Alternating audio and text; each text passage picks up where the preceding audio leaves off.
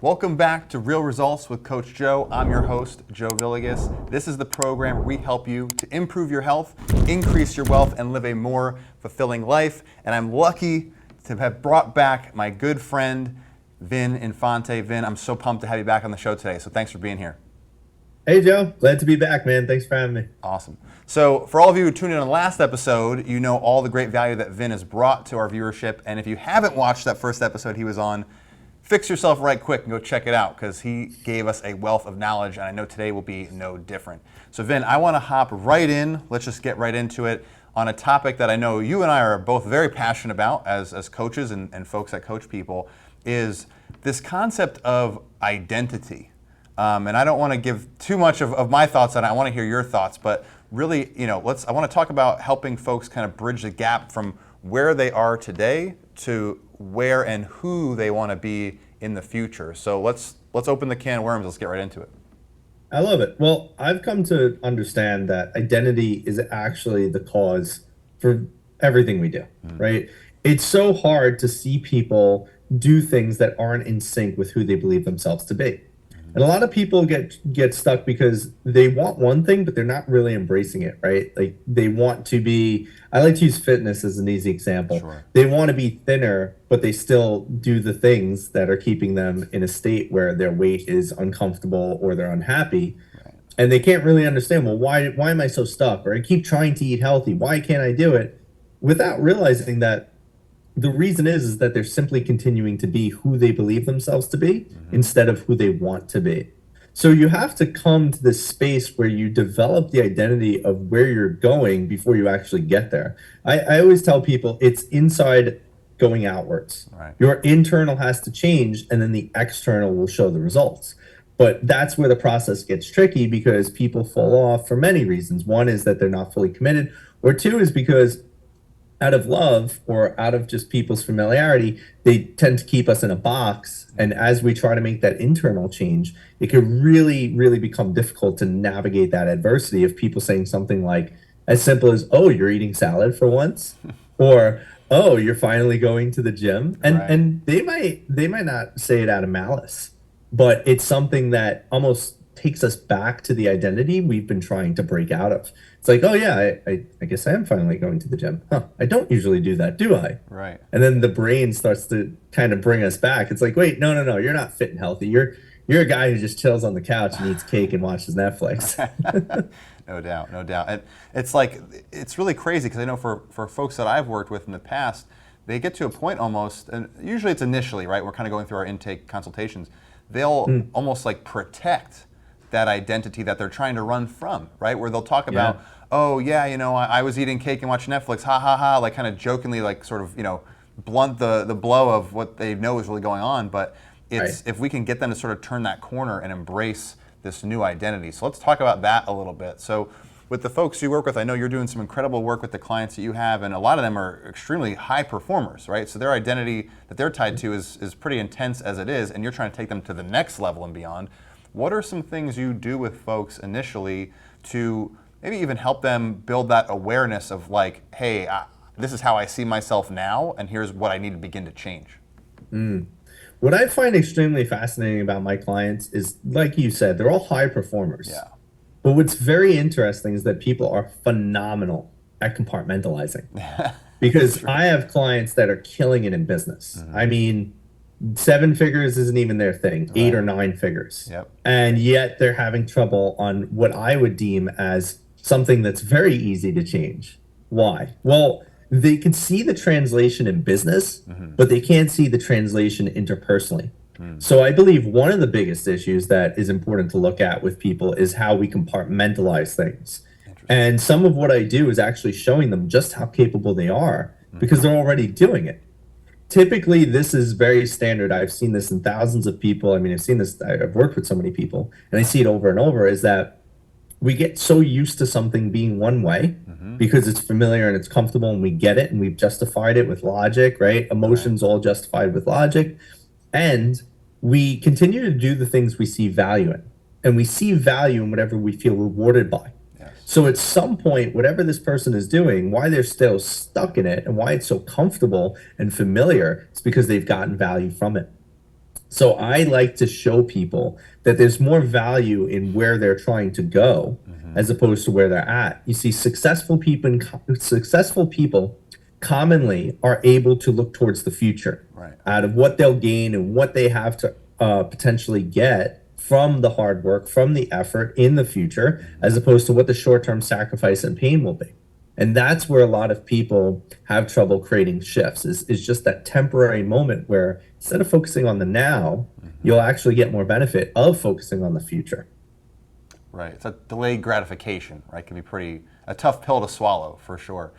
So I guess where do you think is some of the headache for them, and especially these folks that you're working with where they might be crushing it in one sector but not in another? Like what is the hang up there? If delayed gratification is really the thing that they naturally lean into, why do you think they see such a hard time in these other areas of their life? Well, a lot of the times it's a value alignment, right? So as I was saying before, is we do things we see value in. Yeah.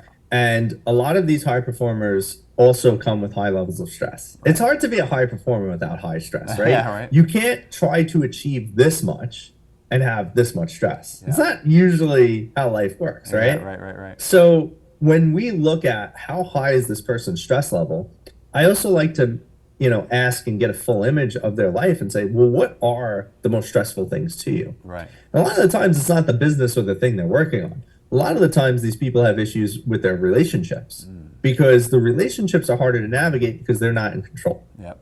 So what we see is a lot of the stress comes from them feeling like there's a lack of control in their life, coming from this sensation of, well, I can control my business.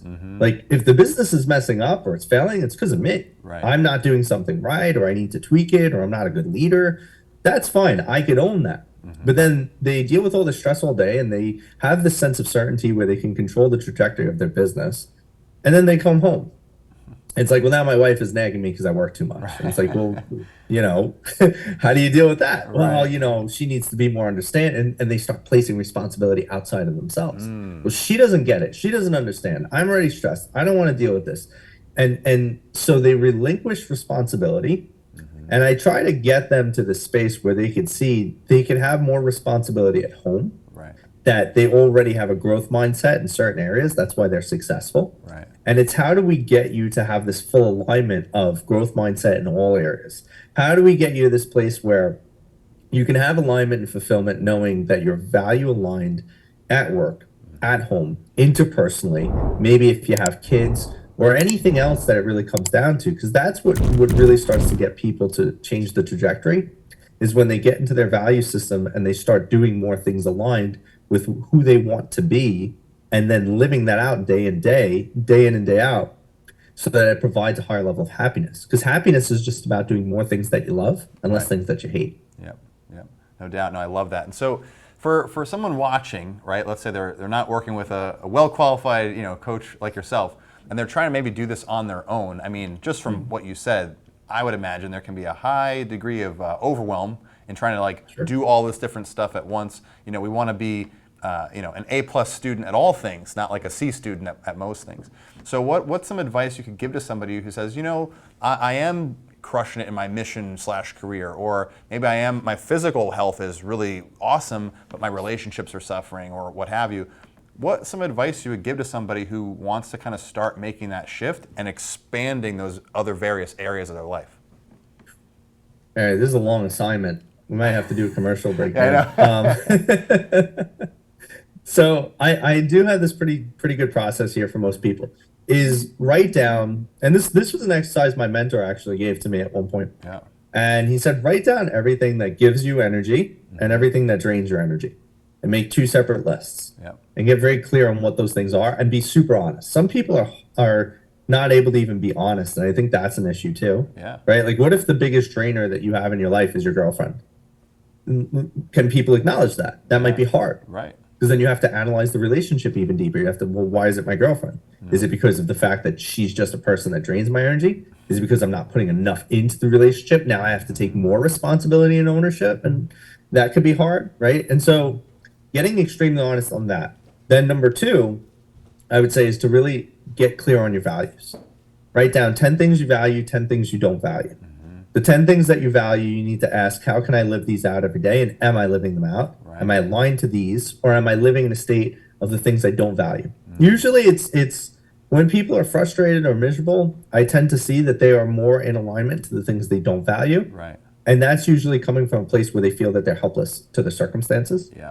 And then the last thing I tell people to do is write down every single identity in your life. See, identity, we have multiple of those, right? We don't actually just have one way of showing up. So for me, right, I'm a father, I'm a son, I'm a boyfriend, I'm a mentor, I'm an entrepreneur, I'm a coach, I'm a therapist.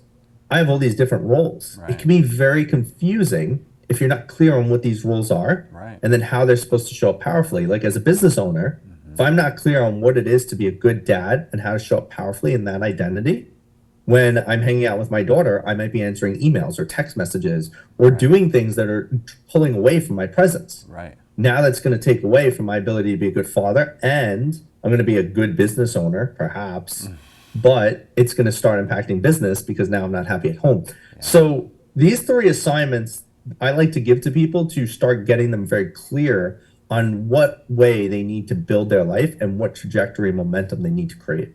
That's amazing. I love that. And so I want to keep this going because obviously this is a big old rabbit hole that we can jump down. We'll kind of continue with the integration piece in a sec. We're going to take a quick break so we can hear from our sponsors.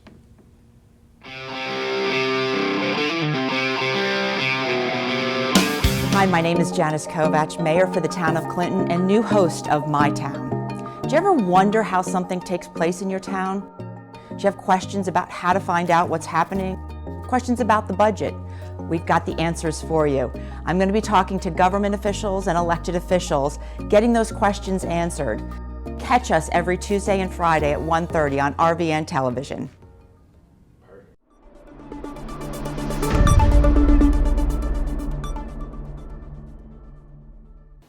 Welcome. I'm Barry Lefkowitz. I'm your host on New Perspectives on RVN TV.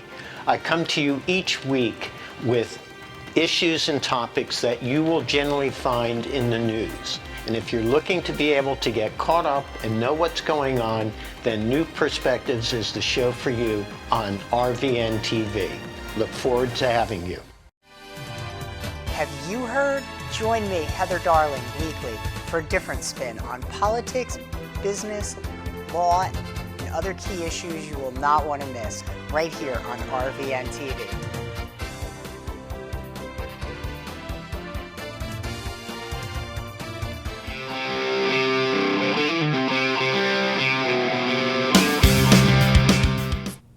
Welcome back to Real Results. With me today, I've got Vin Infante, and we were just getting knee-deep in a conversation about identity and how to basically enhance and expand your identity and become the person that you want to be.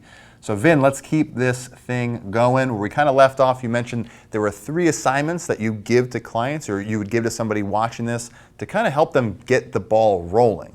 Now, once someone's sort of outlined, hey, here's where I am, I've been honest with myself, right? Here's where I want to go. I've made my lists. How do you help clients and how would you help someone maybe watching this show begin to make these adjustments in their life?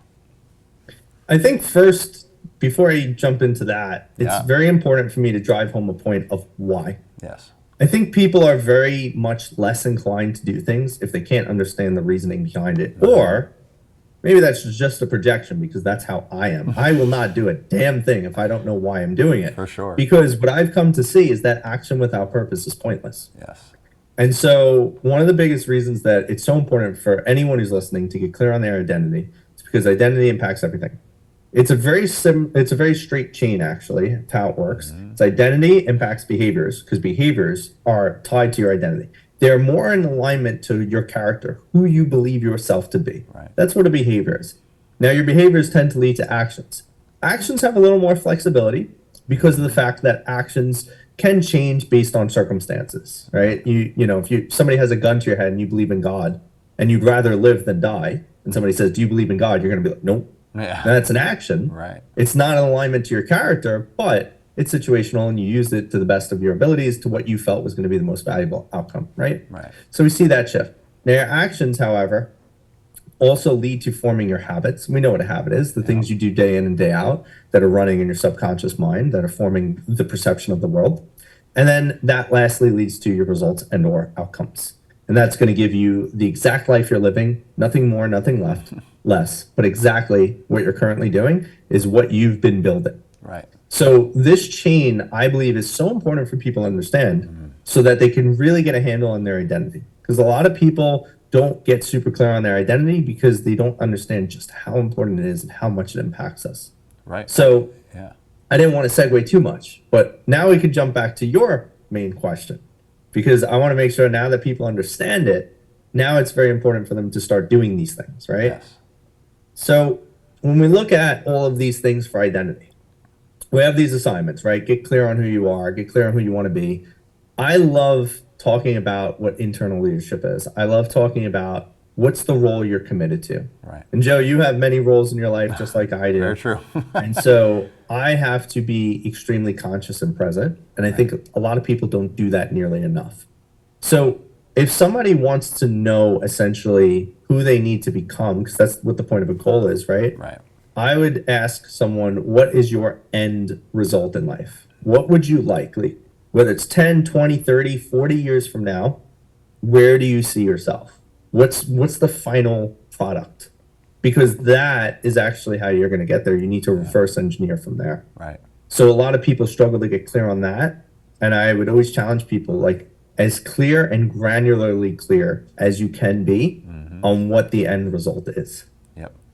So are there some maybe key questions or things you'd throw out to somebody to really kind of help them dig that up? Like it's really easy to go, oh yeah, I just want, a yacht and a mansion, all these things.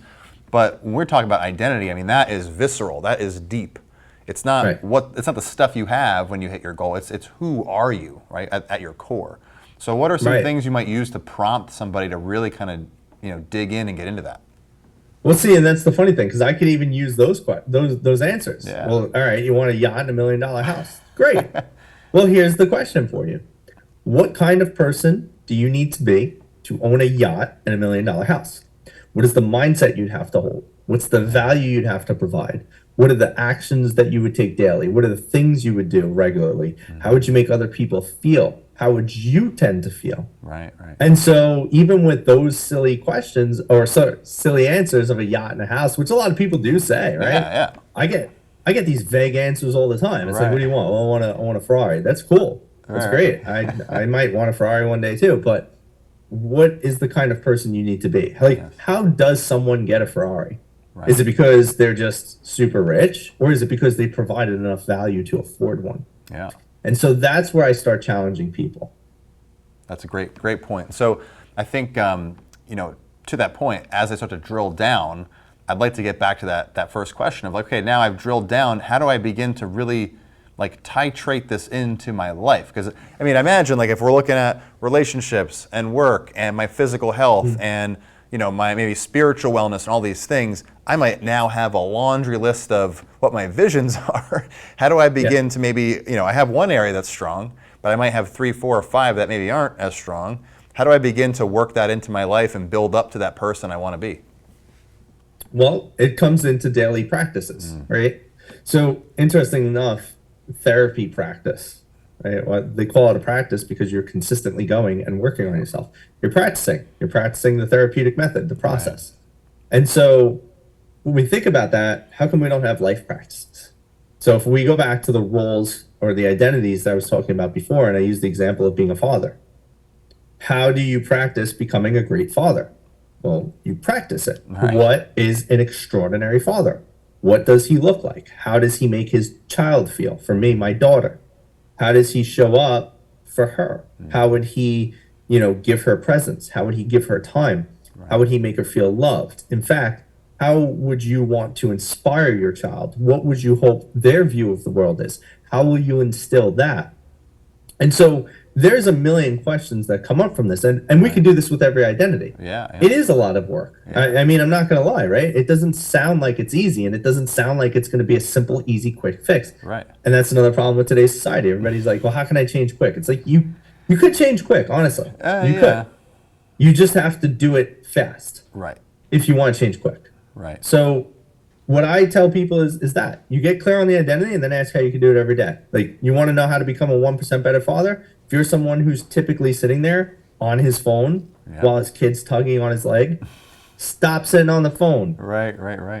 For sure. Right? That's simple practice, right? So we can notice quick changes by doing a different practice. No doubt. And that's where people struggle. It's like, well, I want to give more time to my kids, so do it. Oh, well, I have to answer this email. Why? You can wait. Is the email going to disappear? Right, yeah. Are they going to come knocking on your door? Probably not. But I think you make a really great point, right? This can seem like an overwhelming thing, but first and foremost, it's your life, right? If anything, requires some architecture and deserves it, it's that.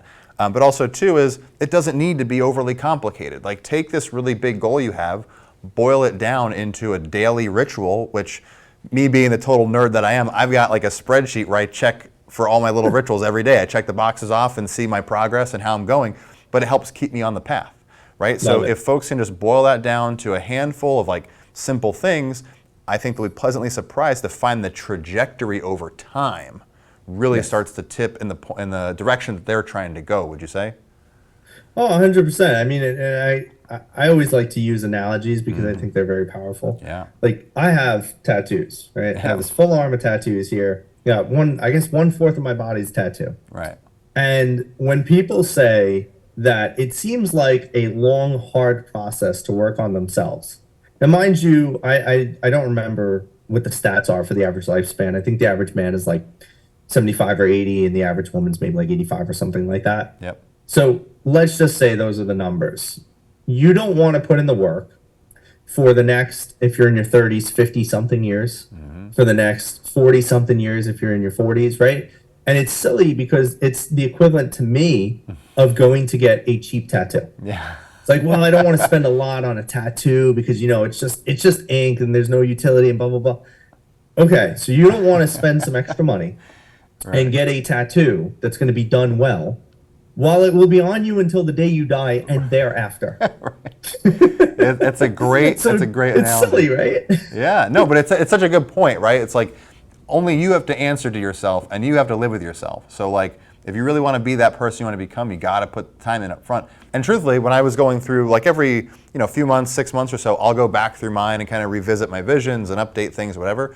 And I block out, sometimes up to half a day to like get organized and wrap my head around certain things and really lay it out the way I want to. But that chunk of time up front saves me so much time down the road to now, like I mentioned, I get up, I do my little, my rituals, chores, whatever. I mark my stuff off, and it's that much simpler because I put the work in up front. And I think that's really kind of the message I want to leave with folks for today as we kind of come to the end of our segment here is look at the big picture like you talked about, figure out who you want to be, why, really get connected to those questions. I think if people can go back and replay what we talked about, you had some really key questions in there they can ask themselves.